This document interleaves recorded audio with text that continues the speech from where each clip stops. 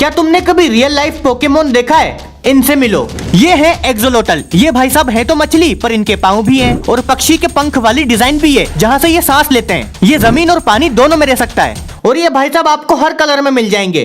छोटू पीले कलर का निकाल एक, मतलब black, green, grey, yellow, pink, white सब। पर मेन चीज ये नहीं है, मेन चीज ये है कि इस पोकेमोन का आप कुछ भी काट दो वो वापस उग जाएगा।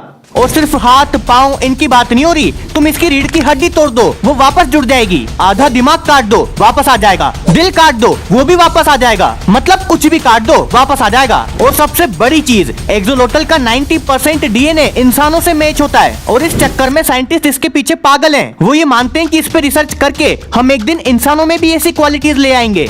कौन सी क्वालिटी? तुम्हारा कुछ भी कट जाए वापस आ जाएगा।